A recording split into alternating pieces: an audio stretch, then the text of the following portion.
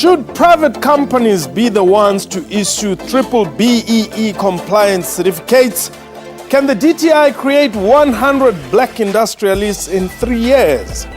Is the South African government giving enough support to local manufacturers? And is South Africa using its competitive advantage to increase its footprint in the global market? What time is it? It's question time.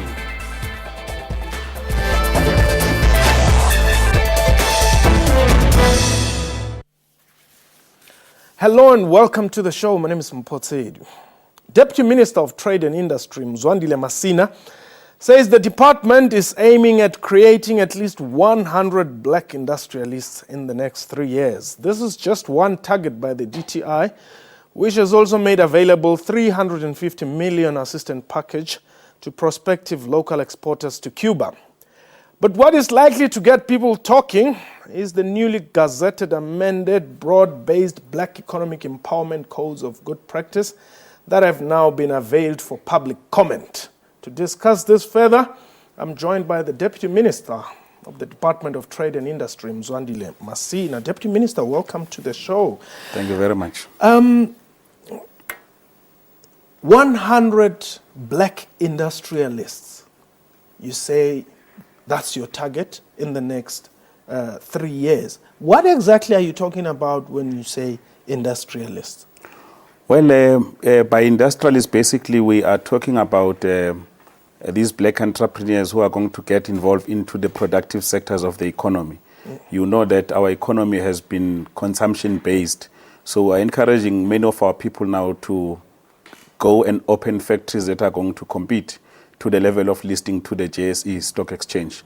Because you know, as a matter of fact, that only 4% of South Africans are enjoying some level of relevance in the stock exchange. So we would want to change that. That's why we don't want to create a rally, say we'll create 2,000 black industrialists, because it would be impossible. Remember, as we're doing these things, we're basically talking about the people that we're going to upscale and give attention and support at the level of government, who can then continue to do the work that they will be doing. But we'll pay a special focus as government so that we can ensure that they can represent the manufacturing sector in the main. Now, what makes me an industrialist? Well, if you open a factory that produces goods or that add value to the natural resources that we produce, it makes you an industrialist. Or if you are into agriculture, for instance, you are doing value-added production like agro-processing, it makes you an industrialist and so on. So the list can go on and on, up to automotives. If you are assembling plant and you are producing some of the elements to produce a car, it will make you an industrialist and so on. So these are hardcore. We are not really focusing with this program in the people who are retailing fruits in the corner. There are other programs of government, as we have heard, that, for instance, in Gauteng, they are talking about revitalizing township economies. Yes. There are a number of strategies. This is just one element in terms of ensuring that radical economic transformation that we have envisaged. Okay. Now, if I am a young person somewhere in Mushweshwe section in Katlehong, who do I say I want to be like? Who is an industrialist? Well, it will be very difficult to say if you are in Mushweshwe. It's an area where I come from. We need to create industrialists from that side of the town. But in the main, there will be some of the well-known business people who have made it from nowhere. I can count a few, but because I'm here on government, I don't want to promote. No, let's talk individuals. Nationally, I mean, one black industrialist who has really, emerged or made it. Look, there are a number of people. If you look at somebody like Dr. Anamukokong as an example, she's one woman who came in as a medical doctor, who created a number of opportunities in the medical sector and eventually diversified into a number of manufacturing activities, including owning now companies like Padco, bus companies, and a number of big factories and that she has been able to create. And she's employed a number of people, and she continues to become a beacon of hope. Okay. Would want to create more black entrepreneurs like her who will get involved in the productive sectors of the economy. What sort of support are you then offering? Look, as government, we have made a call that we want to transform our economy we want to industrialize and we want to modernize it. Yes. And the instrument that we are going to be using in the main, firstly, we are going to ensure that we create, through legislation, enabling environment for business to be able to do that, because it's not like we're going to be carrying people by our hands as government, opening factories for them, help them with all sorts of things. We are going to create an enabling environment so that they're then able to do that which is necessary. But secondly, we are talking to all our financial institutions, the DFIs, be it the PIC, be it the IDC, NEF, to come together on key strategic projects so that they can make a single investment that can make that particular dent that we are talking about. Even more importantly, we are all now opening some of the opportunities, including in the continent. You know that the continent of Africa, we are strategically located as South Africa. So we are going to use our strategic location as a springboard to the continent so that our people can then begin to access the market. South Africa, Africa as a continent has got almost 1 billion people, and the development of infrastructure and other goods and services is very low compared to South Africa. So we have to use that with our influence to ensure that we can also contribute to the development of Africa. Hence, we are speaking about the intra-Africa trade that we were advocating for as a Department of Trade and Industry. Some argue that industrialists must actually create themselves. They must not necessarily look up to government to create them. Look, government must create an enabling environment and give necessary support. That's what we are going to do. You are not going to see DTI opening factories on its own and say, here's a factory, you are now an industrialist. We are going to create that environment. Those who understand what needs to do and the mechanism, they will then be able to take advantage of the support that government will be creating. So, and people understand exactly when we say we're going to create, because it means we are going to pay special attention and ensure that we give them that strategic lever that they require so that they can grow. We're going to take a quick break. When we return, let's talk about the BBEE and the new codes of good practice that have been gazetted. This is Question Time. Please don't go away.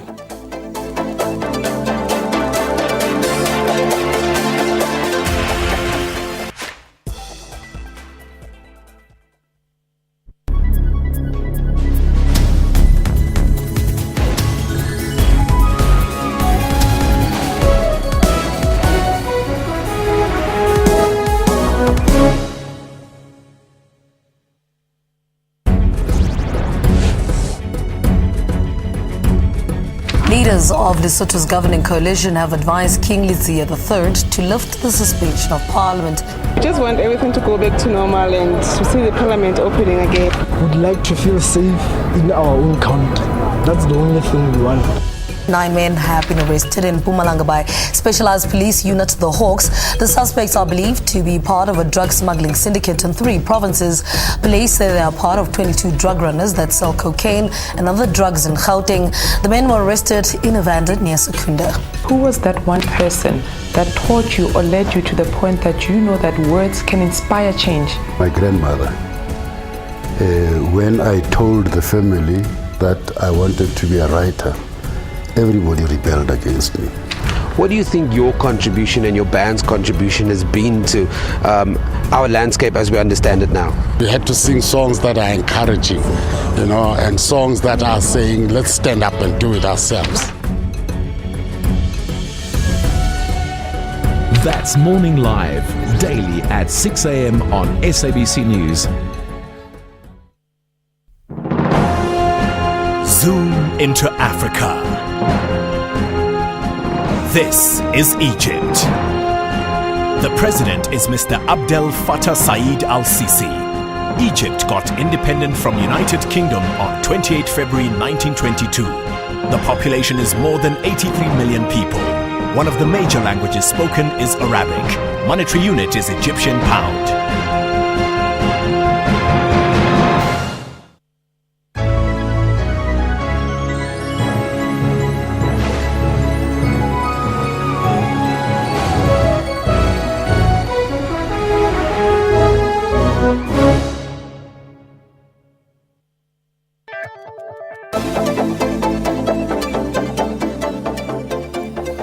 Welcome back. You're still watching Question Time. My guest today is the Deputy Minister of Department of Trade and Industry, Mzwandile Masina. Now, Deputy Minister, the second phase to triple BEE codes of good practice have been gazetted. Now, let's just establish what is the difference between the amended one and the one that has not been amended. Look, in the past, the emphasis on the code was more on the private sector. What these new gazetted codes now will focus on is the public sector, including multinational companies, because in the main, we realize as government that there was a lot of spending from government. If I give you a sense, government spent about R1 trillion buying goods and services, but it wasn't really complying with its own laws. So now we needed to make a provision for government to be able to comply with BEE law, so that everyone who does business with government, including government itself, is then able to comply. But secondly, multinational companies, they can no longer take shortcuts and just say that we are going to train you and that's where it ends. There's going to be a legal requirement for them to comply with these codes. So we're very much excited, and I think that it's a strategic departure to ensure that we are now looking into all sectors of the economy so that we are then able to maximize value of the BEE transaction. You will know, as a matter of fact, that the BEE transaction, we've always been saying 26%, there's been various charters, but there's not been a way in which to coordinate all those charters so that we can then begin to see which charter is making progress, what lessons can we draw, so that we are then able to ensure that we move forward. Look at where we are now. When we started with the BEE, when it was just Black Economic Empowerment, you could touch and feel BEE moguls. You could have Tokyo Sihwalo, you could have Patrice Motsepe, the now Deputy President Cyril Ramaphosa, and so on. The list is endless. But when we said broad base, companies who were actively involved in that space, what they did basically, they went to communities. They will take a community of about 1,000 people and say, all of you are now shareholders in this company. Effectively, when it's dividend time, it means they'll go to each and every household. I'm just using this as a metaphor. Sure. Give them 500 rand or 1,000 rand. There will be no real empowerment. So what these codes will do now, they'll force people to focus on things like enterprise development, skills development, something that are tangible as we move along. But initially, I mean, people would just satisfy or meet one or two requirements and they would then be accredited. I mean, the new ones, we understand that all the 5 elements, which is ownership, management control, skills development, enterprise and supply development and socio-economic development would now have to be met. Each and every company, government, multinational will have to comply to all the elements of the code, which is something exciting. We're no longer going to just say, once you've met 20%, therefore, there's also going to be penalties now. If you don't, because in the past, it was almost voluntary. If you didn't meet the codes, there was nothing that was going to happen to you. Okay. Now, remember, one of the arguments that we've put out there is that government is considering to centralize the actual issuing of the BEE verification certificate. That's where I wanted us to get to. Who is supposed to issue that certificate? Well, imagine a birth certificate that you can get from the corner shop. It's going to be anarchy. So I saw you on TV the other day. Actually, you...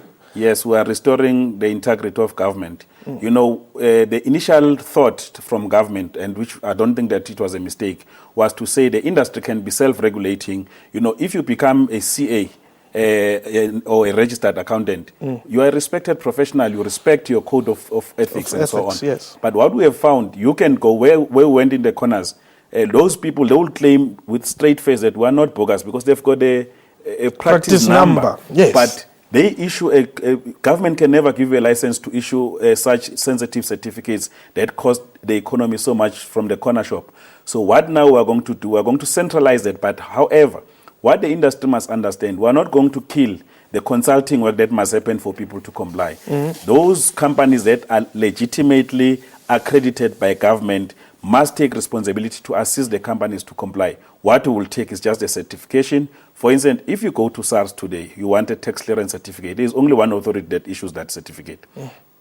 Everyone else, a consultant will help you to comply, and then you go to SARS, they check everything, and then they issue you with the certificate. So that's what we are going to do with this. And we must argue very strongly that we do have capacity in the state to be able to administer such that, because the industry has failed to self-regulate. They continuously criticize government. And I can tell you now, some of the examples that we're exposed to, one particular entrepreneur who was on the verge of getting a tender for R1 billion, when they realized the certificate was not authentic, not by his own making, they had to cancel the tender. So the implication of that is that government couldn't deliver the service, the entrepreneur couldn't get the tender, those who would have been almost lining for the jobs couldn't get the jobs. So the ripple effect to the economy is huge. So that's why we can no longer gamble with this thing. We want to centralize it. But now, are you not going to kill those operators, those private operators who... they will continue to be consultant to ensure that everybody complies, because it's not easy. It's a complex matrix to comply.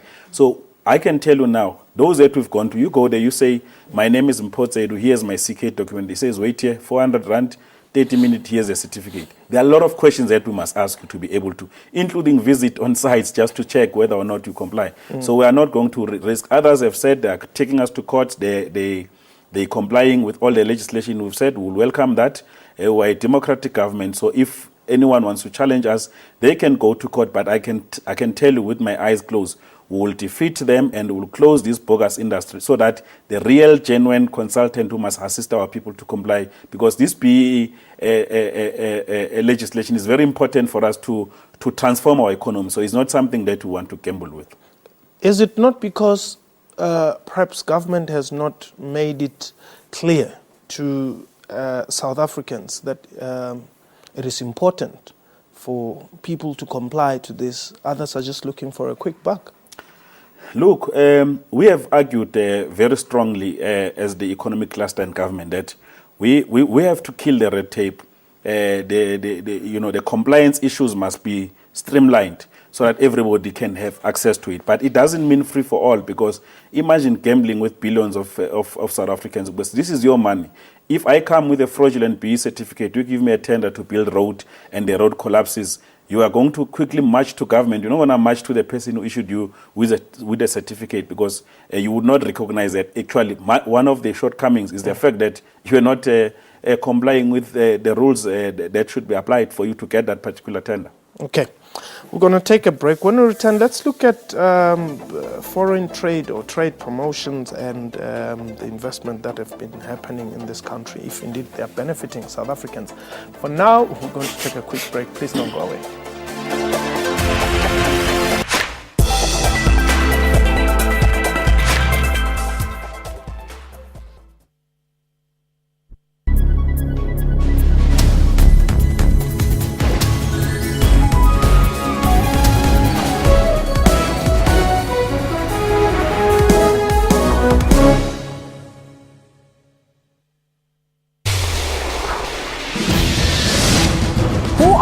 You ask?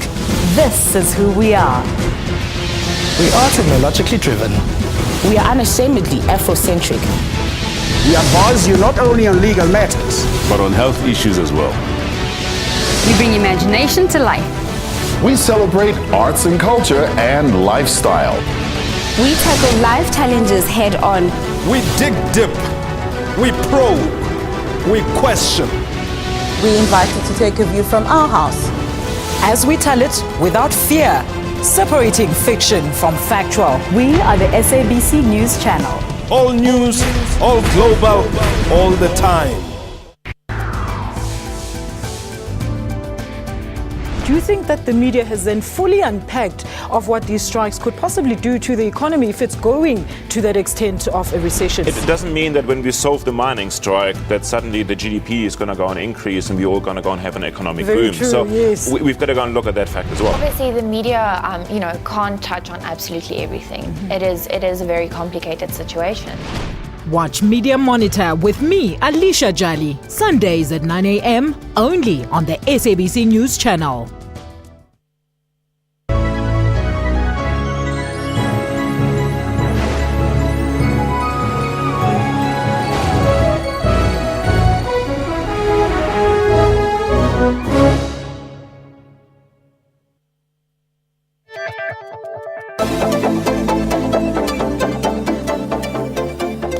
Welcome back. You're still watching Question Time. Our guest today is the Deputy Minister of Trade and Industry, Mzwandile Masina. Now, Deputy Minister, welcome back.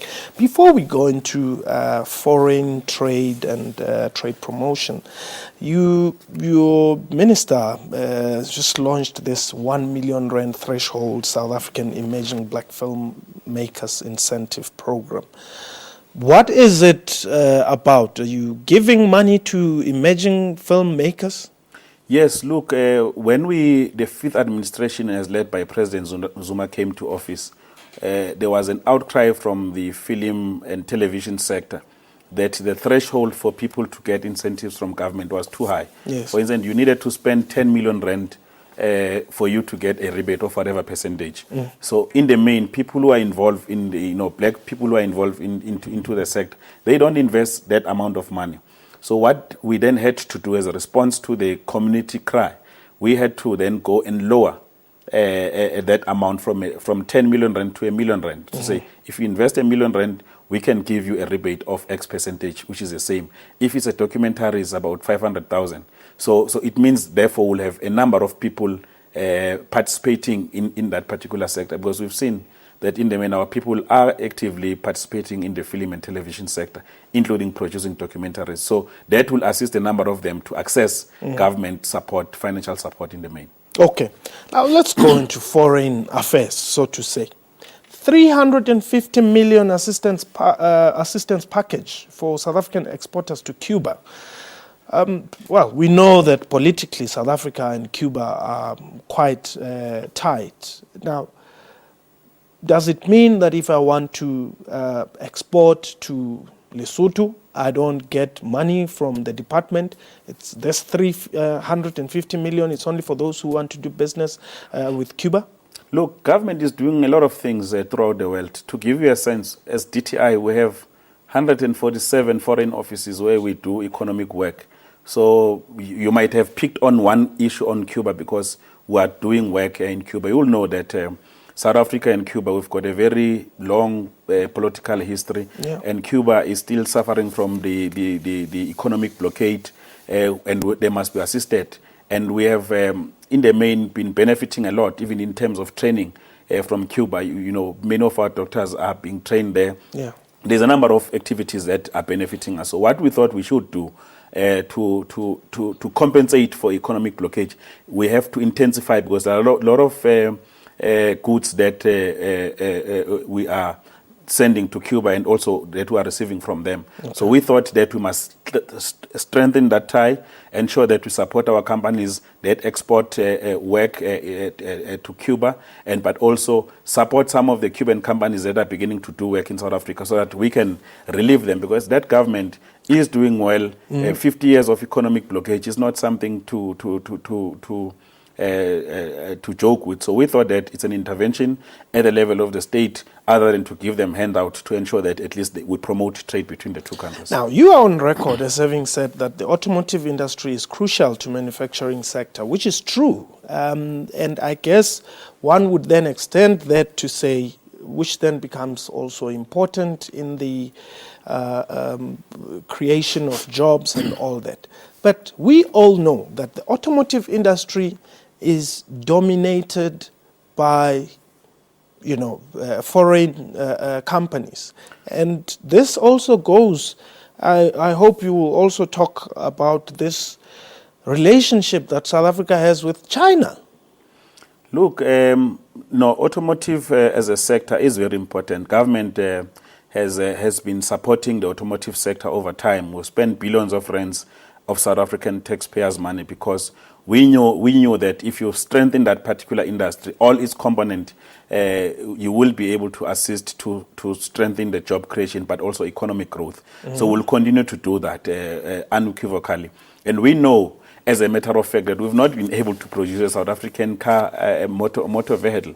Over time, I'm certain that there will be entrepreneurs, now that we've called for these black industrialists, who will take up this opportunity and produce a first South African car, like we've seen in other countries. But we consistently benefit from all. You must remember that many of these countries that they manufacture cars, they will need our platinum group metals to produce their cars. So many of the raw materials, they will get it from South Africa. So it's strategic that we continue doing business with them.